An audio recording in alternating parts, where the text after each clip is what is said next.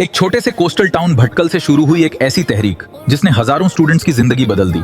एक ऐसा इंस्टीट्यूशन जिसका मकसद सिर्फ स्कूल बनाना नहीं है बल्कि पूरी कौम को तालीम के जरिए तरक्की की राह पर लाना था। ये है कहानी अंजुमन हामिए मुस्लिमीन की दोस्तों।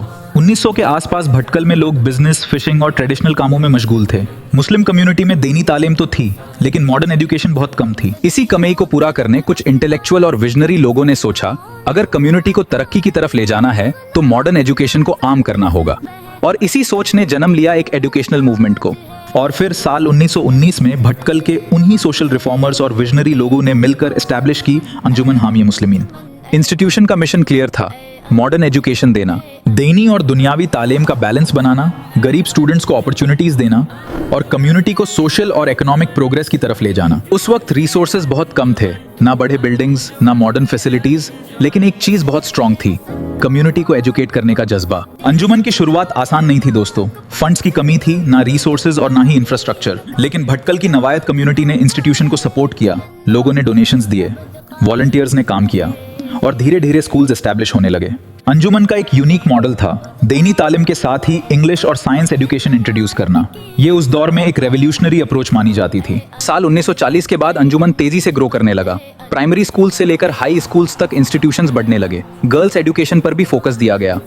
उस जमाने में जब मुस्लिम गर्ल्स की हायर एजुकेशन बहुत लिमिटेड थी, अंजुमन ने गर्ल्स स्कूल्स और सेपरेट फैसिलिटीज प्रोवाइड की। साल 1968 में एस्टैब्लिश हुआ Anjuman art, science and commerce college. ये भटकल रीजन का पहला मेजर डिग्री कॉलेज माना गया। इस कॉलेज ने भटकल और अतराफ के स्टूडेंट्स को हायर एजुकेशन का एक नया प्लेटफॉर्म दिया। तो साल 1980 के बाद इंडिया में टेक्निकल एजुकेशन की डिमांड बढ़ने लगी। अंजुमन ने भी अपने इंस्टीट्यूशंस को मॉडर्नाइज करना शुरू किया। Engineering, management, computer applications, commerce और प्रोफेशनल कोर्सेज इंट्रोड्यूस किए गए। इसी दौर में डेवलप हुआ Anjuman institute of technology and management. Computer labs, libraries, hostels और मॉडर्न क्लासरूम्स के साथ अंजुमन एक कंप्लीट एजुकेशनल हब बनने लगा। अंजुमन सिर्फ स्कूल्स और कॉलेजेस तक लिमिटेड नहीं रहा। इंस्टीट्यूशन ने scholarships, poor student aid, hostel support, career guidance, community welfare और सोशल रिफॉर्म प्रोग्राम्स में भी इंपॉर्टेंट रोल प्ले किया। हजारों स्टूडेंट्स को फाइनेंशियल असिस्टेंस दी गई। हजारों स्टूडेंट्स ने यहां से पढ़कर अलग अलग प्रोफेशन में अपना नाम कमाया। आज अंजुमन हामिए मुस्लिमीन साउथ इंडिया की प्रोमिनेंट एजुकेशनल इंस्टीट्यूशंस में से एक मानी जाती है। इसके under schools, PU colleges, degree colleges, engineering institutes, management institutes, hostels operate होते हैं। हजारों स्टूडेंट्स हर साल यहां एजुकेशन हासिल करते हैं। भटकल को एजुकेशनल आइडेंटिटी देने में अंजुमन का कंट्रीब्यूशन बहुत बड़ा माना जाता है। एक छोटे से मिशन से शुरू हुई ये इंस्टीट्यूशन आज हजारों सपनों का मरकज बन चुकी है।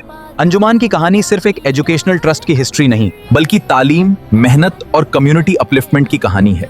और शायद इसीलिए कहा जाता है जब एक कौम तालीम को अपना लेती है तो उसकी तकदीर बदल जाती है। इस सफर के आखिर में दिल से सलाम और शुक्रिया उन तमाम बुजुर्गों, फाउंडर्स, लीडर्स, टीचर्स, डोनर और खिदमतगारों के लिए जिन्होंने एक ख्वाब देखा और उस ख्वाब को हकीकत बना दिया। उस दौर में जब रिसोर्सेस कम थे, मुश्किलें ज्यादा थी, लेकिन उन लोगों ने हिम्मत नहीं हारी। उन्होंने तालीम की एक ऐसी शम्मा रोशन की जिसकी रोशनी आज भी हजारों जिंदगियां रोशन कर रही है। मैंने यहाँ नाम नहीं लिया है, लेकिन कई अजीम पर्सनालिटीज हैं जिन्होंने इस इदारे के पीछे बहुत अहम किरदार अदा किया है। अल्लाह उन तमाम लोगों को बेहतरीन जज़ा दें जिन्होंने इस अनमोल इदारे की बुनियाद रखी और उसे इतनी बुलंदियों तक पहुँचाया। और दुआ है कि ये इंस्टीट्यूशन इसी तरह आने वाली नस्लों को तालीम, तरबियत और तरक्की का रास्ता दिखाता रहे। आमीन। अंजुमन कुर्बान तुझ पे